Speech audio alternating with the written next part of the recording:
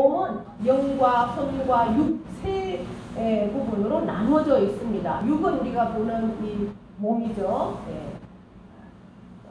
혼은 마음, 생각, 영은 그야말로 하나님께서 주신, 그래서 영인데 이 영은 뭐냐, 여기에서 말하는 영은 성령이에요. 성령은 성부와 성자와 성령 삼위 하나님의 본체이신 성령님과 함께. 니고데모가 예수님을 찾아왔을 때 하나님 나라에 어떻게 들어갈 수 있습니까? 했을 때 물과 성령으로 거듭나지 않으면 하나님 나라를 볼 수도 없고 갈 수도 없다 그랬잖아요. 그러니까 물은 세례를 의미한다면 이제 성령은 우리가 하나님 안에서 거듭나서 그 성령 하나님과 함께 하지 않으면 우리가 하나님 나라를 살 수가 없다는 거죠. 하나님 나라는 그야말로 우리가 죽어서 가는 그 천국이 있지만 지금 현재 이 땅에서 우리는 하나님 나라를 살 수 있는 거예요. 하나님 나라는 뭐냐? 하나님의 다스림을 받는 나라, 하나님이 통치하는 나라, 그것이 하나님 나라입니다. 하나님이 통치받는 곳은 내가 하나님과 함께하는, 하나님을 통치하고 하나님이 나를 다스리는 그 조건과 법은 뭐겠습니까? 말씀이잖아요. 말씀에 합당한 삶을 사는 삶이 바로 하나님 나라를 사는 사람이지 않습니까? 그렇게 살려고 그러면 성령으로 나지 아니하면 도저히 그렇게 살 수 없다는 거죠. 그래서 성령과 진리는 바로 변하지 않는 거예요. 불변하지 않는 바로 예수 그리스도를 뜻합니다. 그래서 성령과 예수 그리스도로 예배할 때다. 오늘 예수님께서 4장 23절에 말씀하셨지 않습니까? 그죠? 23절로 24절에 그 말씀을 가지고 오늘 제목을 정했습니다. 여러분 한 분 한 분이 예배할 때 하나님은 예배하는 한 사람을 찾으십니다. 오늘 말씀에도 그렇게 했잖아요. 예배하는 자들을 찾으신다. 자들. 복수로 그렇게 말씀합니다. 한 사람이 아니라 자들. 그것은 뭐냐? 교회는 이 건물이 아니거든요. 이 건물은 교회당, 예배당이지 교회는 하나님을 믿는 성령으로 거듭난 사람들의 모임이지 않습니까? 그러한 자들을 찾는다라고 오늘 말씀을 합니다. 그래서 여러분 한 분 한 분이 하나님이 찾으시는 예배자, 하나님이 기뻐 받으시는 예배자, 그 주인공이 되기를 원합니다. 우리가 주보에 늘 그렇게 기록하잖아요. 그 주인공 바로 저와 여러분이 되기를 원합니다. 네. 우리가 지난주에는 이제 한 여인이 물을 기르러 왔고 그 땡땡 끝에 그리고 예수님은 목이 말라서 지쳐서 목이 말라서 물을 마시기를 원하고 있었어요. 그러면서 예수님이 뭐라고 합니까? 내가 주는 물은 마시면 영원히 목마르지 않는다. 내가 주는 물은 그 속에서 영생하도록 솟아나는 샘물이다. 이렇게 말씀을 하십니다. 그러니까 하늘의 이야기를 하고 있는 거죠. 성령으로 거듭나지 않은 사람은 이 말이 무슨 뜻인지 모릅니다. 그런데 예수님은 하늘의 이야기를 하는데 이 여인은 그 말을 받아서 뭐라고 합니까? 그렇습니까? 그런 물이 있으면 내가 여기에 이 대학 끝에 물 기르러 오지 않아도 되잖아요. 그러니까 나는 그 물을 마시면 영원히 목도 안 마르고 여기에 물 기르러 오지 않아도 되니까 그 물을 나에게 달라고 이렇게 얘기를 하면서 끊었어요. 오늘 16절에 예수님께서 뭐라고 그럽니까? 그 말하고는 너무나 다른 내 남편을 불러오라 이렇게 말하는 거예요. 얼마나 이게 대화가 단절이 되는 그러한 상황입니까? 그죠? 물 얘기를 하다가 갑자기 왜 남편 얘기를 하지? 내 남편을 불러오라 이렇게 할 때 여자가 17절에 나는 남편이 없어요 이렇게 얘기하는 겁니다. 그러니까 예수님이 그래 너가 남편이 없다 하는 말이 옳아. 그런데 너에게 남편이 5이나 있잖아. 5이 있었잖아. 지금 살고 있는 남편도 너 남편이 아니야. 그 너가 남편이 없다는 말이 오라 이렇게 얘기하는 거예요. 우리가 육적으로 보면 이제 이 여인이 계속해서 사람을 물론 이렇게 돌아가셨을 수도 있고 같이 살던 남편이 아니면은 여기에서 봤을 때는 계속해서 다른 사람을 찾았을 수도 있고 남편한테 버림을 받았을 수도 있고 이 여인이 다른 남자를 찾을 수 없는 것은 이때 시대적 상황이 지금은 뭐 여자가 남편을 버릴 수도 있지만 이때는요 시대적 상황이 여자가 남편을 버린다는 건 있을 수가 없잖아요. 남편이 여자를 버릴 수는 있지만 그래서 계속 버림받았을 수도 있고 이렇게 볼 수 있지만 우리가 영적으로 보면 이 여인은요 남편이 6이나 되어도 아직도 계속해서 목마르다는 거예요. 그러니까 이 세상의 어떤 현실적으로 자기한테 주어져 있는 그것이 돈일 수도 있고 명예일 수도 있고 권세일 수도 있고 쾌락일 수도 있고 세상의 어떤 것들을 나에게 채워도 만족감이 없다는 거예요. 계속해서 갈증이 나고 계속해서 부족하다는 거예요. 그것을 영적으로 예수님이 이 여인을 통해서 말씀하고 있습니다. 남편 5이 된다는 것은 꼭 남편만이 아니라는 거죠. 세상에서 얻을 수 있는 무수히 많은 것들이 우리 앞에 있습니다. 가장 지금 이 시대에 가장 큰 신은 뭐겠어요? 돈신이잖아요. 만몬, 그래서 만몬신이다 그럽니다. 돈 앞에서는 장사가 없는 거예요. 그렇기 때문에 돈 하는 거예요.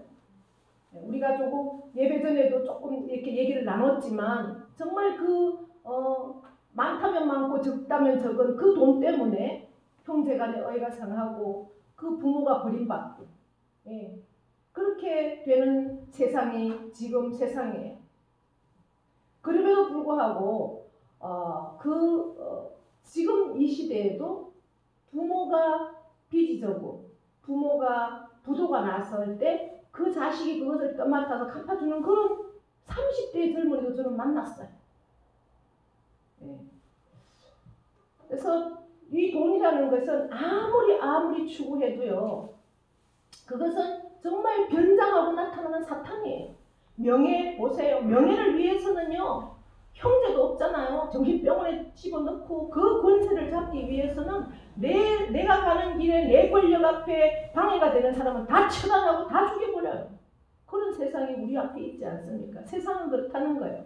예수님이 너가 6세 남편이 있어도 지금 그 남편도 너 남편이 아니야. 맞아. 그 얘기를 하고 있는 거예요. 우리 앞에 세상적으로 우리가 추구하는 어떠한 것들이 우리 앞에 있다 할지라도 그것을 우리는 만족하지 못해요. 왜냐하면 욕심은 끝이 없습니다.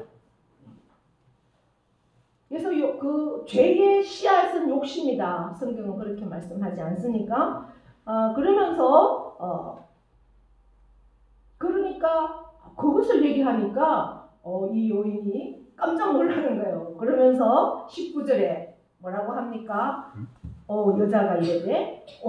내가 당신을 보니까 뭐라 그래요? 선지자다 이렇게 얘기하는 거예요.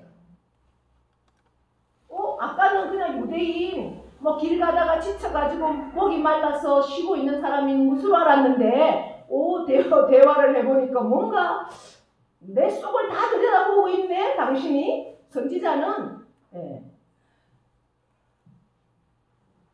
앞에 것을 말해주는 그런 사람이거든요. 예언하는 사람. 내가 보니 당신은 그냥 예사로운 사람은 아니네. 선지자네. 이렇게 얘기를 하는 겁니다. 그런데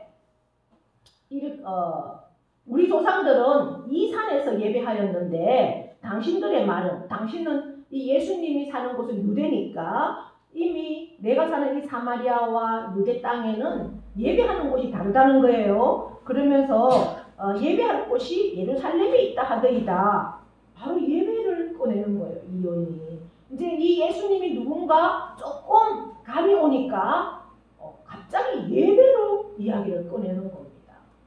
그러면서 우리 사마리아 사람들은 이 산은 이제 그리심산과 에발산이 이 사마리아 땅에 있어요. 그리심산은 축복의 산, 에발산은 저주의 산이거든요. 이 그리심산, 축복의 산에 가서 우리는 예배를 드렸는데 당신들은 예루살렘에서 예배를 드리잖아요. 그런데 당신들은 꼭 예루살렘에 와서 예배 드리기를 원하는데 우리는 거기 갈 수 없고 거리스 산에서만 예배 드리지 않습니까? 이렇게 하니까 예수님이 그래.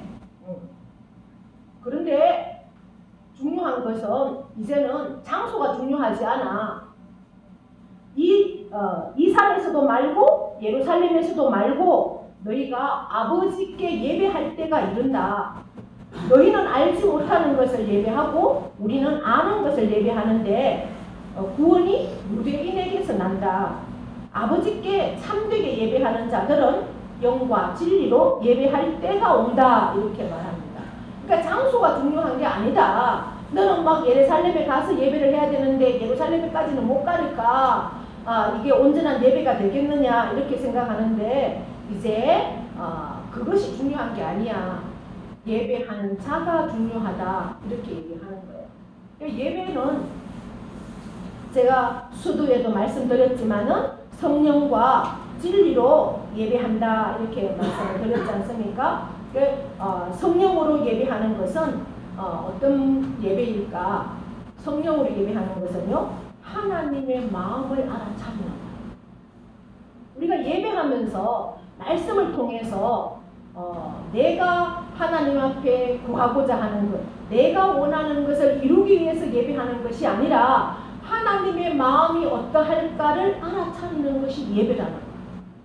내가 예배를 통해서 또 말씀을 읽음으로, 말씀을 들음으로, 말씀을 묵상하면서 내가 알 수 있는 것은 하나님의 마음이 어떠한가를 우리가 알 수 있는 게 예배라는 거예요. 그래서 그 하나님의 아파하는 것은 나도 함께 아파하고 하나님이 기뻐하는 것을 함께 기뻐하는 것. 이것이 바로 예배라는 것. 성령의 역사가 없이는, 성령 충만함이 없이는 결코 그렇게 할 수가 없습니다. 하나님의 마음을 알 수도 없고 하나님의 마음이 아파하는 곳이 무엇인지, 하나님이 기뻐하는 것이 무엇인지 우리가 알 수도 없고 볼 수도 없다는 것. 그러나 성령으로 함께 할 때 하나님의 마음을 알아차릴 수 있고 그 하나님의 마음을 알아차릴 때 우리는 진정한 예배자가 되는 거고 예배를 드릴 수 있다는 사실입니다. 할렐루야. 저와 여러분은 정말 진정한 예배자, 하나님의 마음을 알아차릴 수 있는 예배자가 될 수 있기를 축복합니다. 우리가 현실을 살아가면서 현실을 바라보면서 하나님은 그 현실 앞에 너무나 마음 아파하는데 우리는 아무런 상관이 없는 것처럼 룰루랄라 나만 그런 일이 일어나지 않으면 돼 이런 마음으로 사는 것은 예배자가 아니라는 거예요. 진정한 예배자는 내 이웃의 아픔이 나의 아픔이 된다는 거예요. 그것이 하나님의 마음이기 때문에 내 이웃의 기쁨을 나와 내가 함께 기뻐할 수 있는 것, 그것이 하나님의 마음이고 하나님 앞에 예배하는 예배자라는 사실입니다. 내가 깊은 신앙인, 깊은 믿음의 소유자가 되기 위해서는 하나님의 마음을 모르고서는 믿음의 소유자가 될 수가 없다는 것을 오늘 예수님은 이 여인을 통해서 말씀합니다. 그래서 하나님과 내 마음이 일치할 때, 그죠? 우리는 어떠한 상황에 있어도 그 상황들을 누릴 수 있는, 아픔은 내 아픔을 하나님이 함께 하시고 이웃에 위해서 우리가 또 기도하고 위로하고 함께 기뻐할 수 있는 그러한 예배자, 그 예배자를 하나님은 지금도 찾고 계신다는 거죠.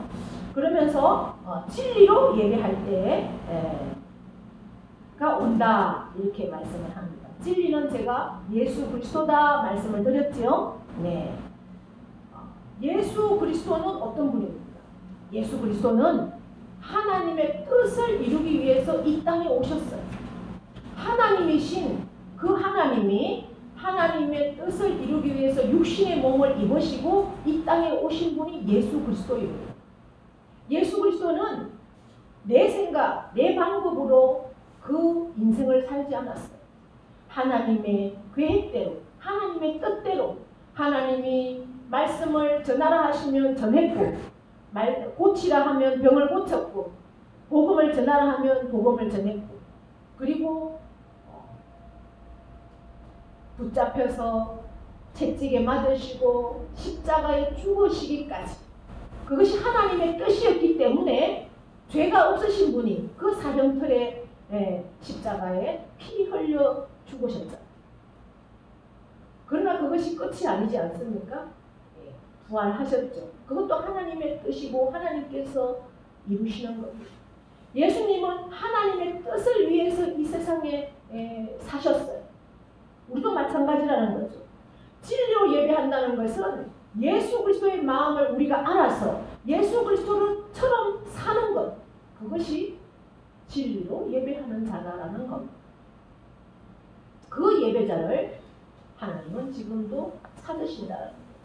우리가 예배를 드리는 목적이 바로 하나님의 마음을 알고 하나님의 뜻에 합당한 삶을 살아가기 위해서 예배한다는 사실을 오늘 우리가 이 말씀을 통해서 기억할 수 있기를 바랍니다.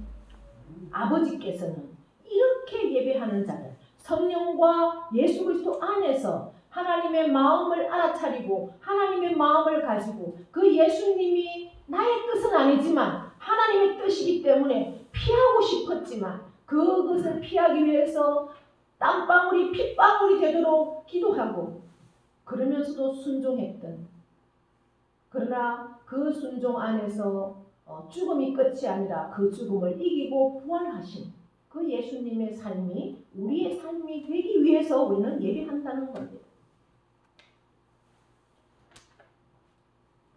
참된 예배자는 물과 성령으로 거듭나서 예수님의 마음으로 예배하는 것, 그것이 바로 영과 진리로 예배하는 자다.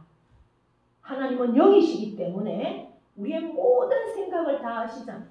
우리가 이 개역 개정이 되기 전에는 이 부분을 어떻게 표현했습니까? 개역한거에서는 신령과 진정으로 이렇게 얘기했어요. 신령과 진정으로 할 때는 우리는 온 마음을 다해서 막 진심으로 이렇게 얘기했어요. 그러나 그 표현이 더 어떻게 보면 감정적으로는 와닿을 수 있지만 진리와 본질은 바로 성령과 진리라는 거죠. 그래서 하나님은 영이기 때문에 우리의 생각과 우리의 모습을 다 아십니다.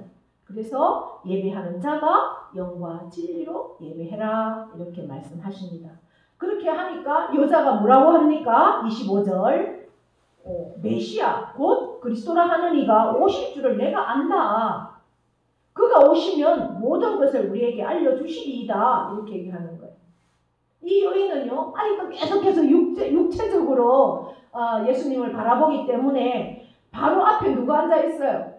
예수님이 앉아있는데도 예수님을 알지 못하는 거예요. 그가 오실 거야. 메시아가 지금 와서 당신 앞에 와 있는데도 우리는 몰라요. 성령과 진리로 거듭나지 않으면 예수님이 나의 곁에 와 계셔도 우리는 모르고 세상적인 것에만 눈을 뜨고 있다는 겁니다. 그러면서 그 여인이 그렇게 할 때 예수님 26절에 뭐라고 합니까? 예수께서 이러시되 내게 말하는 내가 바로 그다 이렇게 합니다. 너가 메시아가 이제 곧 앞으로 올 거라고 그렇게 얘기하는데 그 메시아가 바로 나야 이렇게 얘기하는 거예요. 여인이 얼마나 깜짝 놀라겠어요. 그죠? 예. 이제 예수님이 목이 말라서 그 여인에게 말을 건넸어요.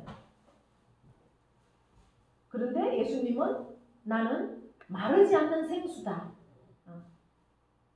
내가 너와 함께하면 영원히 목마르지 않는, 세상의 어떤 것으로도 만족함이 없고 세상의 어떤 것으로도 해결이 되지 않는 그러한 육신의 삶이지만 내가 너와 함께하면, 우리가 예수님을 받아들이고 그 예수님이 나의 주인이 되면 영원히 목마르지 않는 그 생수로 인해서 너의 삶이 충만하다. 이 여인은 아직도 이제 예수님이라는 내 앞에 있는 이 남자가 예수님이라는 사실을 아직도 모릅니다. 그죠? 이제 앞으로 펼쳐질 27절부터 다음 주에 펼쳐질 이 여인의 상황이 그러면 어떻게 될까 한번 기대하면서 우리는 이 한 주간도 정말 성령과 진리로 예배하는 자는 이 공간 안에서 예배하는 자만이 예배가 아니냐. 내 삶 가운데, 그죠? 하나님의 마음을 알아서 내 하루의 삶, 또 내 가족의 삶, 내 이웃의 삶, 그 모든 것들을 아우르면서 하나님의 마음을 우리가 늘 알아서 그 하나님의 마음이 아파할 때는 함께 아파하고 기뻐할 때는 함께 기뻐하고, 그래서 우리의 삶을 통해서 진정한 예배자가 되기를 하나님은 기대하시고 그 기대를 기억하시면서 한 주간도 영과 진리 성령 안에서 충만한 삶을 누리는 예배자가 되기를 축복합니다. 하나님 아버지 고맙고 감사합니다. 오늘도 우리를 복된 자리에 앉게 하셨습니다. 세상에 할 일들 많지만 그런 것들을 다 뒤로 하고 주님 앞에 왔습니다. 우리의 마음과 우리의 생각을 아시는 주님, 하나님께서 이 시간 성령으로 충만케 하시고 진리로 역사하셔서 우리가 성령 안에서 주님 안에서 참으로 하나님의 마음을 알아 하나님이 슬퍼하고 아파하는 곳에 함께 아파하며 기뻐하는 곳에 함께 기뻐할 수 있는 진정한 예배자로 서기를 원합니다. 주님, 한 주간도 우리가 이 예배자로 살기를 원하오니 한순간순간 동행하시고 역사하시고 충만케 하여 주시옵소서. 감사드리며 예수 그리스도의 이름으로 기도하옵나이다. 아멘.